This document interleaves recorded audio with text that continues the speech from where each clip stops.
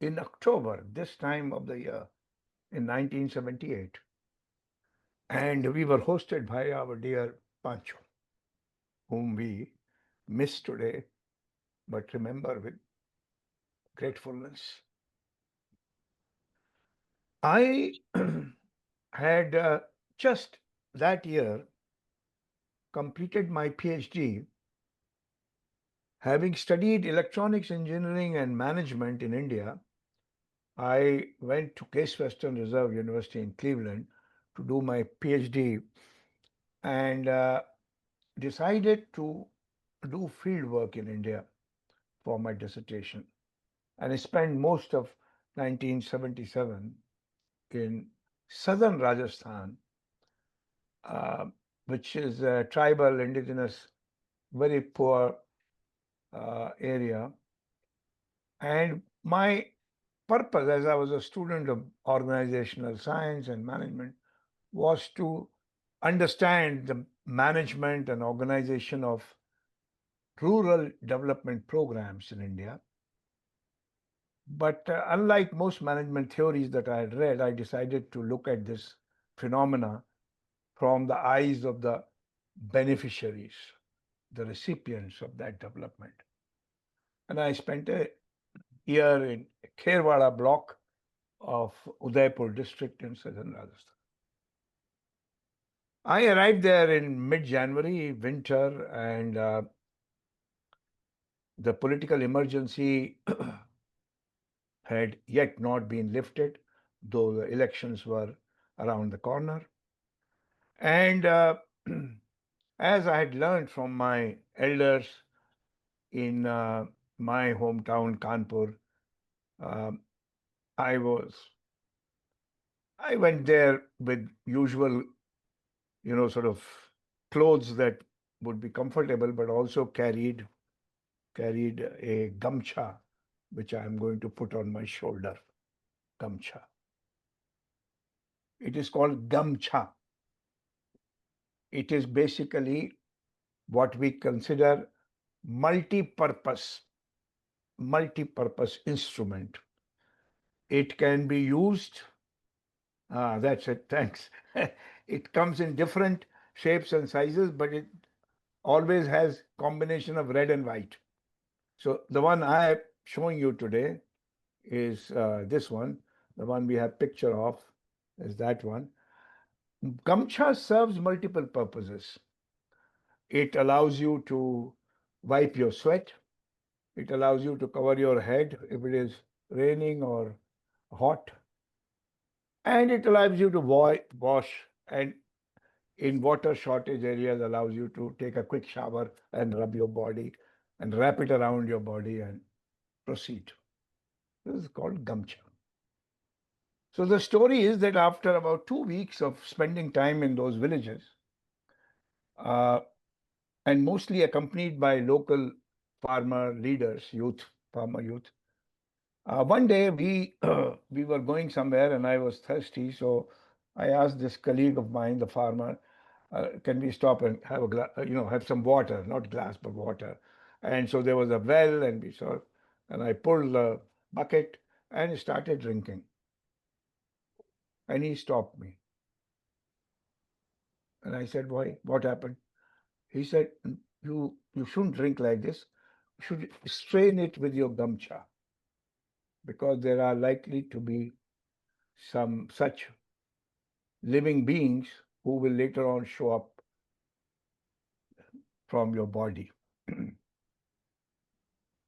And I said, "Living beings? But I've been drinking this water for last 2 weeks already without gamcha."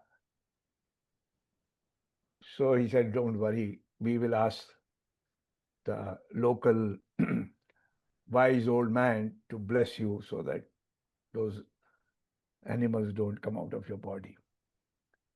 The disease was known as Nauru, and it used to have long uh, bugs coming out of mostly lower part of your body from the. So Gamcha served this great purpose, but that interaction started the seeds for saying, "Well, this guy knows a lot more than I know. and he is not even literate. And how come, with all my fancy academic qualification, I didn't even know these small things in life? So that trigger led me to then keep that antenna on during the period. And I ended up spending that time collecting stories from the farmers. I had, as you can imagine, I was using computers in 1975, 76. I was an electronics engineer. So I had prepared a very fancy instrument for data collection. And I went around in the field to try to see. I wanted to know what was their experience of dealing with these rural development programs and all that. So that uh, so I was very well prepared. But within 2 3 months, I was very disappointed. And one summer, by this time it was April, May, it used to get very hot there, 45, 50 degrees centigrade. Um, so I was sort of sitting under shade talking to an elderly farmer who had also taken rest because he was preparing the land pre-monsoon for the sowing season to begin. And so he sort of looked at me and he said, Babua. Babua is a sort of short name for saying, oh, young man kind of thing. Local Babua. What is bothering you? You look stressed out a bit. Have you had some water? Shall I give you some jaggery? They used to carry out some jaggery, you know, gold, drink water, carry on. I said, you're right. I'm very stressed out. 5 6 months have passed and I have not collected any data. And I said, you remember I came and I told you all that I'm spending a year doing my PhD and I need to collect data and this, that. He said, yeah, I remember you said something like that in January, but why are you not getting data? I said, I go to somebody, ask them to answer a few questions, they run away, or they gave me answers which like an older man who must be 40, told me his age was 22. So I said, you look older, you have 5 6 kids. He says, okay, 26. So we are negotiating age. Why? Because it doesn't bother him what age he tells me. This study anyway wasn't doing any good to him. I didn't know all this. So I told him I'm getting very nervous. Only 3 4 months left. And I have to return and I don't have data. I won't get PhD and, I'll look very shameful. So he said, okay, how do you collect data? So I said, I talk to people, I note down something. So he said, okay, can you see? I said, yeah, I can see. I was using glasses, but I could see. Can you hear me? I said, yeah. Can you smell? Hmm. Can you taste? Of course. Can you touch? Yeah, I can touch. He said, that's it. All your five sources of data entry are working because data cannot enter your system, your body, from any other route except these five senses. After that, it goes into your brain where you do something with it and you write books. But if all your five senses are working, why can't you observe what is going on? Why can't you listen? Why can't you smell? Why can't you taste? And if you don't understand anything, then ask.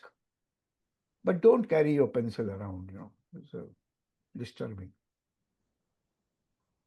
So first of all, I learned the fundamental principle of participatory research. Use all your senses. Later on, we talked about emotions and arts-based method and all those theories emerged much later. But cleansing my five senses and paying attention to them. And it is an exercise I still do with young students who come to learn, participate. So I send them around, and when they come back, I ask them, what did they smell? Right? Smell? No, I was busy talking to people. I didn't smell. Oh, okay. But if you smell, you can tell what is cooking in the neighborhood. And you can also tell whether they are eating chicken or they're eating boiled potatoes. And that can give you evidence or clue about the economic status of the family. Oh. So, so I finished this kind of thing. I went back to write my thesis to Cleveland, and in my first encounter with my dissertation committee, the chair of the committee told me that this is all rubbish. There is no data. I was very disappointed. He said, "You do field work in Cleveland." And I had no interest in doing field work in Cleveland. So I was very dejected. I was walking down. I met one of my professors who became a lifelong friend and guide, Professor Dave Brown. And Dave called me to his room and said, "Don't be dejected. Let's massage your data." And so we massage that data. That's the word he used, massage your data. And don't have conclusions, have more questions. Now, being trained as an engineer, you have to arrive at conclusions. If you don't have conclusion, haven't solved the equation. So this was a revelation that you can end with questions. And several of those questions resulted in questioning the research methodology, questioning why these farmers were more knowledgeable than I was, even though they didn't study anywhere. All this kind of. And then second or third draft, they said, find some reference because you can't say anything without reference. At that time, one of my older friends, may God help his soul, he also passed away, Dr. Chris Duke, um, he was in Canberra at that time. He had told me that when you go there, meet this gentleman in Toronto, in International Council for Adult Education, and Cleveland to Toronto wasn't very far. It still is not very far, though barriers have come up. And so I didn't, how can I go there or meet him and all? So I called him from a free phone. Student didn't have money. And he sent me a printout of the 1975 paper he had written, Convergence. And he became my reference. I put Bud Hall, 1975. Committee signed it, and I got a PhD. Because of that, he invited me to Caracas, where I met all Pancho and all them. And then we traveled to Ljubljana. And I returned from Ljubljana, and as I told in the last gathering that you had, Juan Mario, um, that I returned from Ljubljana, and from there I met two people, two clusters of people, let's put it this way. Orlando Faz-Borda and his partner. And among the various informal conversations, Orlando said, don't form a political party for revolution. Do something that people can themselves organize and do. And he said, because I have tried that and this and that, and nothing works. Now academia also doesn't work, so I'm going to the north of Colombia. Something to that effect. And I met Miles Horton and John Gaventa. And conversation with Miles and John over a bottle of local brew from Kentucky, I decided I must visit Highlander Center. And within 6 months, I found some reason to get there, spent a week, and I said, whatever else I'm doing is rubbish. In imagination between Bud Hall's three-pronged participatory research, Orlando's message, don't try to form a political party, right? And the visit to Highlander and sitting under a tree and on those rocking chairs, talking to Hilly Willy Mike Lawton and Professor John Gaventa. I came back and I found five, six colleagues equally crazy, and we started Priya. So that's the story.